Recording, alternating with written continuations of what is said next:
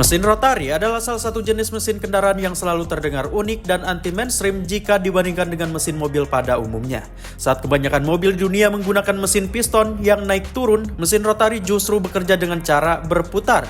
Perbedaan inilah yang sejak awal membuat mesin rotari punya cerita sejarah yang menarik. Penuh eksperimen, kejayaan singkat, dan juga tantangan besar yang sampai sekarang masih jadi bahan diskusi para pecinta otomotif. Khususnya di kalangan anak muda yang suka hal-hal unik dan beda dari yang lain.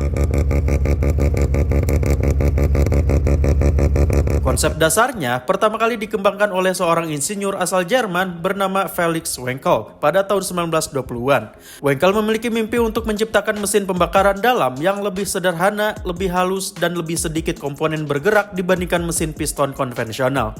Namun, ide tersebut baru benar-benar terrealisasi pada awal 1950-an ketika ia bekerja dengan perusahaan Jerman bernama NSU. Dari sinilah lahir mesin yang kemudian dikenal sebagai Wankel Engine atau mesin rotari. Pada tahun 1957, prototipe mesin rotari pertama berhasil diuji coba. Hasilnya cukup mengejutkan karena mesin ini mampu berputar dengan sangat halus, minim getaran, dan memiliki desain yang jauh lebih ringkas. NSU menjadi pabrikan pertama yang benar-benar berani menggunakan mesin rotari pada mobil produksi. Salah satunya adalah NSU Spider dan NSU RO80. Di atas kertas, mesin ini terlihat seperti masa depan dunia otomotif. Namun di balik kecanggihannya, mesin rotari juga menyimpan berbagai masalah teknis yang saat itu belum sepenuhnya bisa diatasi. Untuk memahami kenapa mesin rotari terasa begitu berbeda, kita perlu melihat cara kerjanya. Berbeda dengan mesin piston yang menggunakan silinder dan piston yang bergerak naik turun, mesin rotari menggunakan rotor berbentuk segitiga yang berputar di dalam housing berbentuk oval atau epitrozoid. Rotor ini memiliki 3 sisi dan setiap sisi berfungsi layaknya piston dalam mesin konvensional. Saat rotor berputar, ruang di antara rotor dan dinding housing akan berubah-ubah volumenya sehingga memungkinkan terjadinya 4 langkah pembakaran, yaitu menghisap, kompresi, pembakaran, dan pembuangan. Semuanya terjadi secara berurutan dalam satu putaran rotor. Udara dan bahan bakar masuk ke ruang pembakaran saat volume ruang membesar. Ketika rotor terus berputar, ruang tersebut mengecil dan memanfaatkan campuran udara dan bahan bakar. Setelah itu, busi menyulut pembakaran, menghasilkan tenaga yang mendorong rotor untuk terus berputar. Gas sisa pembakaran kemudian dibuang melalui port buang. Semua proses ini berlangsung secara mulus tanpa gerakan naik turun, sehingga mesin rotari dikenal sangat halus saat beroperasi dan mampu berputar pada putaran mesin yang sangat tinggi. Karena desainnya yang ringkas, mesin rotari memiliki ukuran jauh lebih kecil dan ringan dibandingkan mesin piston dengan tenaga setara. Inilah salah satu alasan kenapa banyak insinyur dan pabrikan otomotif tertarik mengembangkan mesin ini.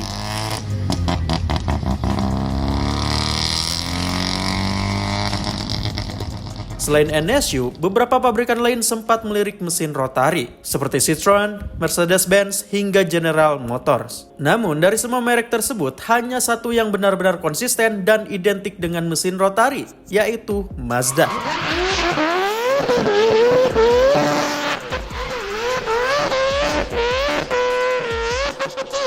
Mazda mulai tertarik pada mesin rotari di awal 1960-an. Saat itu, Mazda masih merupakan pabrikan kecil asal Jepang yang ingin tampil beda dari pesaingnya. Melihat potensi mesin rotari, Mazda membeli lisensi teknologi Wankel dan mulai mengembangkan mesin ini secara serius. Setelah melalui berbagai riset dan perbaikan, Mazda akhirnya merilis mobil rotari pertamanya, yaitu Mazda Cosmo Sport 110S pada tahun 1967. Mobil ini menjadi simbol keberanian Mazda dalam membawa teknologi yang masih tergolong eksperimental ke jalan raya. Sejak saat itu, mesin rotari menjadi bagian penting dari identitas Mazda. Berbagai model legendaris pun lahir, seperti Mazda RX-2, RX-3, RX-7, hingga RX-8. Di kalangan pecinta otomotif, nama RX-7 mungkin adalah yang paling ikonik.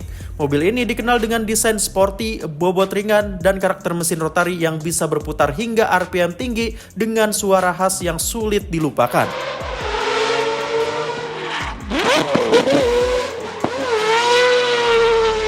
Bahkan di dunia balap, mesin rotari Mazda pernah mencatat sejarah besar ketika Mazda 787B memenangkan ajang 24 Hours of Le Mans pada tahun 1991.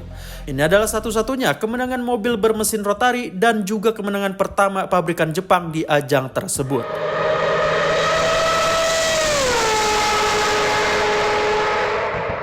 Namun di balik semua keunggulan dan prestasi tersebut, mesin rotari juga memiliki sisi gelap yang membuatnya sulit bertahan di era modern. Salah satu kelemahan terbesar mesin rotari adalah konsumsi bahan bakarnya yang relatif boros. Proses pembakaran dalam mesin rotari tidak seefisien mesin piston, terutama karena bentuk ruang bakarnya yang memanjang dan sulit menghasilkan pembakaran sempurna. Akibatnya, bahan bakar yang digunakan lebih banyak untuk menghasilkan tenaga yang sama. Selain boros bahan bakar, mesin rotari juga dikenal lebih boros oli. Hal ini terjadi karena mesin rotari membutuhkan pelumasan langsung pada ujung rotor yang disebut apex seal. Oli disemprotkan ke ruang bakar untuk melumasi bagian ini dan oli tersebut ikut terbakar bersama campuran bahan bakar. Bayangin guys, pusing kan? Bagi pengguna yang tidak terbiasa, hal ini sering dianggap sebagai kekurangan besar karena harus rutin menambah oli mesin. Masalah lain yang cukup serius adalah daya tahan apex seal. Apex seal adalah komponen krusial yang berfungsi menjaga kompresi di dalam mesin. Jika komponen ini aus atau rusak, performa mesin akan turun drastis dan biaya perbaikannya tidak murah. Pada generasi awal mesin rotari, masalah apex seal cukup sering terjadi, membuat reputasi mesin ini sedikit tercoreng di mata konsumen umum yang menginginkan mesin awet dan minim perawatan. Dari sisi emisi, mesin rotari juga menghadapi tantangan besar. Standar emisi yang semakin ketat di berbagai negara membuat mesin rotari sulit untuk terus diproduksi tanpa modifikasi besar. Pembakaran yang kurang efisien menghasilkan emisi gas buang yang lebih tinggi dibandingkan mesin piston modern yang sudah dilengkapi berbagai teknologi pengendalian emisi. Inilah salah satu alasan utama kenapa Mazda akhirnya menghentikan produksi RX-8 pada tahun 2012, yang sekaligus menandai berakhirnya era mobil rotari massal.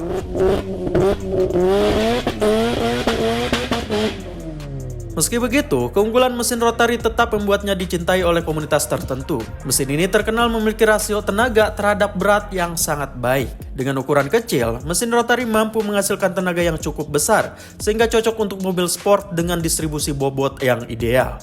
Getaran yang minim juga membuat sensasi berkendara terasa lebih halus, terutama saat mesin dipacu pada putaran tinggi. Karakter putaran mesin rotari yang bisa mencapai RPM tinggi dengan mudah juga menjadi daya tarik tersendiri. Bagi penggemar kecepatan dan suara mesin yang unik, rotari menawarkan pengalaman yang berbeda dari mesin konvensional. Suaranya yang melengking halus dan respon gas yang cepat seringkali dianggap sebagai jiwa dari mobil rotari itu sendiri.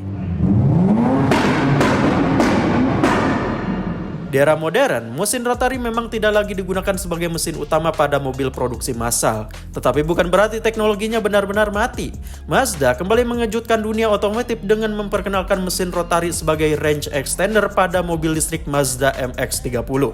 Dalam konfigurasi ini, mesin rotari tidak langsung menggerakkan roda, melainkan berfungsi sebagai generator untuk mengisi daya baterai. Peran ini sangat cocok dengan karakter mesin rotari yang ringkas, halus, dan minim getaran. Penggunaan mesin rotari sebagai generator ini menunjukkan bahwa teknologi lama masih bisa relevan jika ditempatkan pada konteks yang tepat. Mesin rotari tidak lagi dituntut untuk efisiensi maksimal dalam menggerakkan roda, melainkan sebagai sumber energi tambahan yang bekerja pada putaran optimal. Dengan cara ini, kelemahan klasik mesin rotari bisa ditekan, sementara keunggulannya tetap dimanfaatkan.